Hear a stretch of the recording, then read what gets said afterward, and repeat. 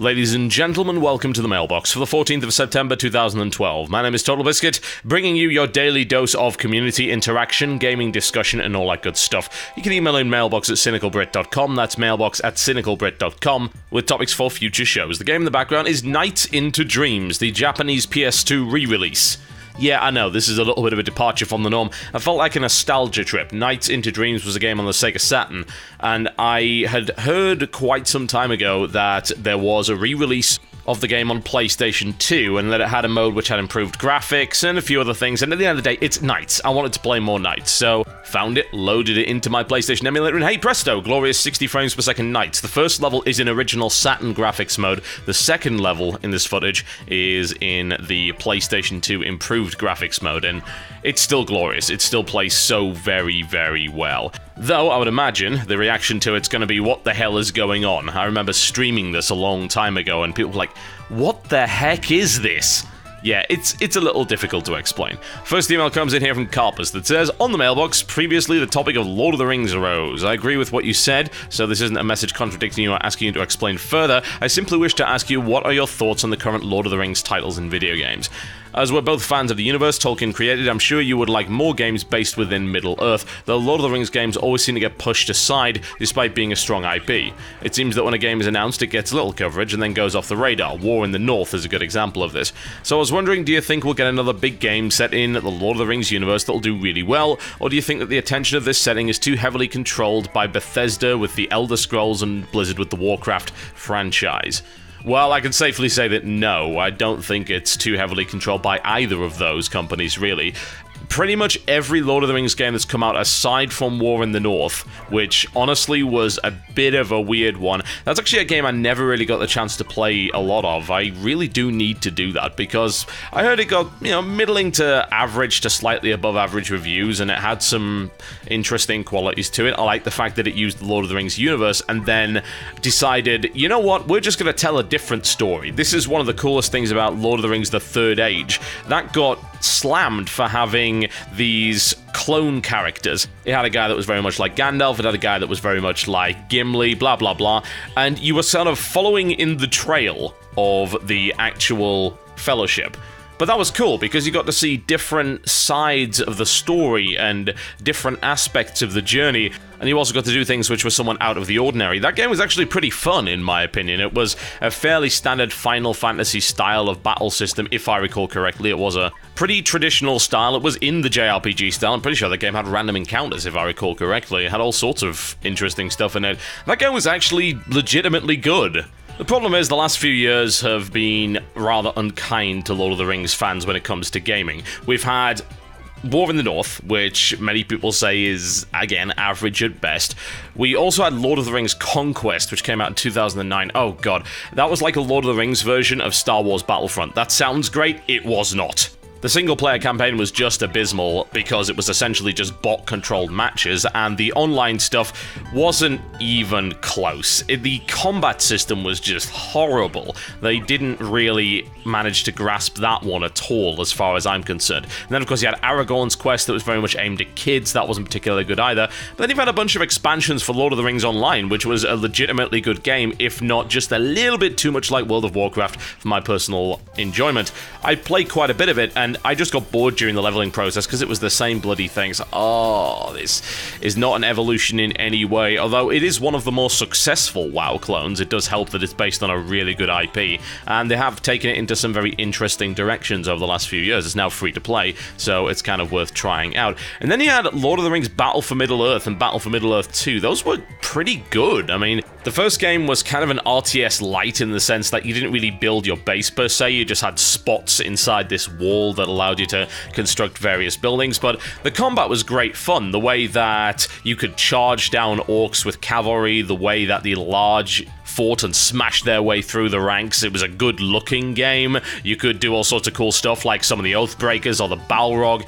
And it was fun. It had a good campaign, it had pretty decent multiplayer, it had 4 factions if I recall correctly, and you could summon various heroes as well, and some of them were horrendously overpowered, and some of them were completely bloody useless. Then you had Battle for Middle-earth 2, which wasn't terrible either. It was actually pretty decent. It tried to make it into a fully fledged RTS with base building. You had the ability to build walls wherever you wished, although there were some really big problems with that game balance-wise, although a lot of them were modded out. I really did not like the fact that you could smash down a tower with a single dwarf. That was very, very silly indeed. The fact that you could just poke buildings to death, never really liked that in my RTSs, but it wasn't bad. It was actually a lot of fun to play, and I genuinely enjoyed those games. And then you've got stuff like The Third Age, which, as I said, was a good game, and Return of the King, which was probably one of the best movie tie-in games that's ever been made. It was stellar. As a straight-up action game based on the scenes of the movie, plus a few extra things, yeah, it rocked. It just flat out rocked. And overall, we haven't had too bad a time of it when it comes to Lord of the Rings games. It's only lately that things have started to stagnate, but at the end of the day, are you really surprised? The popularity of the films has waned, but The Hobbit is on its way, so we may see a new set of games, and here's hoping that they don't suck, because I would actually say the majority of the Lord of the Rings games released in the past 10 or so years were actually decent. Before that, not so much, but we will see how it goes. This one comes in from Crizux that says, I just read today that Resident Evil 6 will feature 3 multiplayer modes that are on the disc, but are paid DLC. I'm not really interested in the on-the-disc stuff, you've already covered that plenty in the past. The part that I'm interested in is your opinion on selling multiplayer as a DLC, both from a business practice standpoint and from a content perspective. While Resident Evil has typically been a single-player or co-op series, do you think it makes sense for them to market multiplayer as DLC? Is multiplayer something consumers should be okay with paying for? Do you feel that multiplayer modes are as DLC-worthy content as compared to other forms of DLC like map packs? Well, I've got to say they're more worthwhile as DLC content. I mean, a map pack is not something that I really consider worth paying for unless it also adds significant new features to the game. It's like saying, well, I'm not going to buy the Resurgence or whatever the balls the packs are for Call of Duty, but I would consider buying the Battlefield 3 ones because I know it's got new vehicles and new ways to actually fight, and sometimes they add new weapons in as well. So for me, that's actually worthwhile. Now, as you said, you don't want me to talk about the whole on-the-disc DLC thing. Good. I don't want to repeat that. I think you all know my opinions on on-disc DLC, especially when it comes to Capcom, the money-grubbing bastards.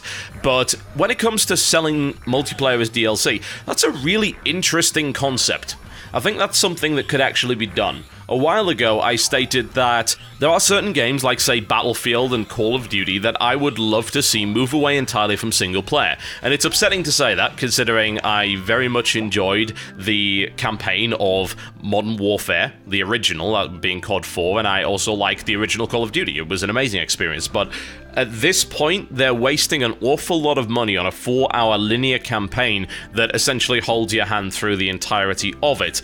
So, for me, it seems like it would make more sense to put more money into the multiplayer, and then, of course, to sell the game cheaper. Now, there is the possibility. This would be something awesome, which probably won't happen, but I would love to see this happen in the future, to start splitting games up so that you can either buy the whole package or buy only the bits that you want to play. As much as it might surprise some people, there are people that buy Call of Duty just to play that single-player campaign. Or, more accurately, they usually rent it, because you can beat it in about 4 hours. And for all of its faults, it could be considered to be a reasonably cinematic Hollywood action experience. And some people really like that kind of gameplay. So it would make sense to offer them the single player without anything else, with the option to then buy into the multiplayer later on. Maybe you save a little bit of money if you buy the whole lot, but if you want to buy it in bits, then that's fine. This is something that I pointed out has been happening on iOS, the funny thing being that it was actually Capcom that did it. Ironically enough, they created a business model to allow them to sell Ghost Trick Phantom Detective, which is an amazing game, which came out on the DS and nobody bought because you're all stupid, and then came out on iOS, on the iPad and iPhone. And they said, okay, first 2 chapters is free, you can then buy chapter packs to get up to the end, or you can just buy the whole lot. I think that more games should be offered that way, a kind of pay-as-you-go functionality. If you get bored of a game halfway through, you don't have to buy the rest of it. If you just want the single player, and you don't want the multiplayer, then you can opt out of the multiplayer. If you just want the Horde mode, and you don't want anything else, maybe you just want to play co-op and blow shiz up, fine, not a problem, we will sell you that. So, there is the possibility that you could pull this off, especially with a game like Resident Evil, because traditionally, as you pointed out, the mainline Resident Evil games have been single-player experiences, up to Resident Evil 5, where you did have co-op. Now, there are the spin-off games, like Survivor, for instance, and other stuff like that, and Raccoon City, which is apparently awful. I haven't tried that, I really should. Anyway, that stuff was multiplayer-focused, but you could easily sell a single-player edition of Resident Evil 6, especially if you're going to sell digital via Xbox Live Arcade and Steam, and then say, you want the multiplayer? Okay, we'll sell it to you. The main problem is they're not doing that, are they? No, no, no. They don't actually lock out the multiplayer entirely. There's just 3 modes, which are fairly major modes, that will actually be paid DLC. Predator mode, VIP, and Survivor, and all of these sound like the most interesting modes that the game actually has to offer. No one is surprised by that, are they?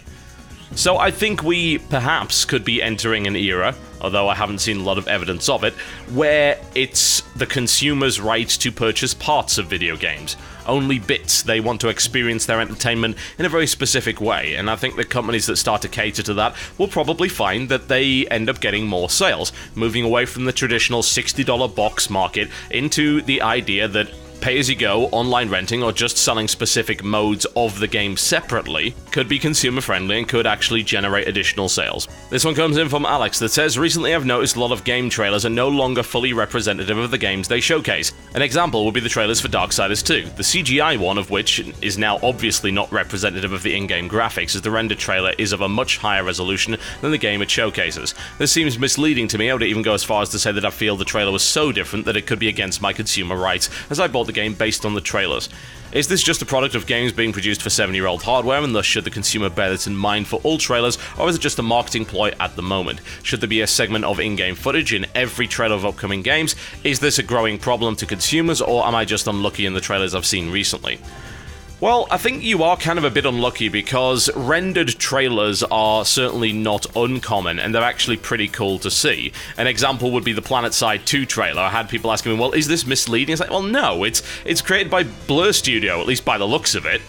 That isn't misleading. Was the Star Wars The Old Republic trailer, you know the one that I'm talking about, was that misleading? No, everyone realizes that's CGI. And to be honest, I think most of the trailers these days that are CGI do have a little thing down the bottom that says, this is not actually in-game footage. As far as I'm concerned, though, they should be very vigilant with identifying what is in-game footage, what is not, what has been touched up, what is not, and of course what format it's running on. If you show the footage from the PC version, for instance, and you then fool console users into thinking that their game's going to look like that, then you start running into problems. I think Battlefield 3 ran into problems like that, especially the 360 owners said, oh, well, why does our game look like this in comparison to the trailers? Well, because you're on a 360 and that footage came from a PC. This problem has been around for quite some time, though. This is not a recent thing. In fact, I would honestly say that most trailers these days seem to have rendered in-game graphics and don't actually use CG. I'm not sure if I really believe you, honestly, on the subject of Darksiders, because I assume you're talking about Death Strikes, which is the 2-part CGI trailer series. Bear in mind that this was actually labeled CGI trailer in the vast majority of YouTube postings of it, so I don't really think that you actually believe that was what the game was going to look like. But we are getting into a weird time where game graphics are getting to the point that they look quite similar to this stuff, and I think the confusion is going to become greater and greater. Back in the PlayStation 1 era, and of course even the PlayStation 2, when you saw a CG trailer, you knew instantly that it was actually CG, because there's no way in a million years it was going to be rendered properly on current hardware or be from the in-game engine. But as we get further and further along and technology continues to advance, CG trailers look less and less impressive in comparison to what we see from in-game engines. I think it's going to come to a point where no doubt they must, without question, clearly indicate that it's either in-game footage or it's pre-rendered or indeed it's CGI, because there are 3 differences there. You know, you can have straight-up in-game capture, you can have pre-rendered within the engine, which more often than not can still showcase maybe better graphics or crazier animations than would otherwise be in the game, and then you've got actual CGI, which is created outside of the game entirely. I think that they do do need to label things, there's no question about that, and if they don't, in the next few years, this is going to become a really big problem when it comes to misrepresenting what the game is actually all about. And at that point, you will actually have an argument in regards to consumer rights. If you are being missold something, if something does not live up to expectations, if it's essentially false advertising, then yeah, it does breach your consumer rights, at least in reasonable countries. But with Death Strikes, I don't think you can really get away with arguing that one. Those trailers are so obviously CGI, it isn't even funny, and they're also very clearly labeled as such, so not really too big a deal. Alright folks, that's me done for the day. That also wraps me up for the week. Thank you very much for watching the Mailbox. I'll be back on Monday with yet more mailboxy stuff. Hopefully today's questions were a little bit better. At the end of the day, I can only work with what I'm sent, so please do email in, mailbox@cynicalbrit.com. Do try and keep your emails fairly short. Don't want to cover up the entire screen, and we want to at least keep things moving along, which is difficult to do with really long emails. Do try and focus on current affairs stuff as well. I think that if you find news articles on gaming news websites and hot topics, then those are really good subjects for Mailbox, and they're more likely to get onto the show. Thank you very much once again for watching. Have a great weekend, and I'll see you next time.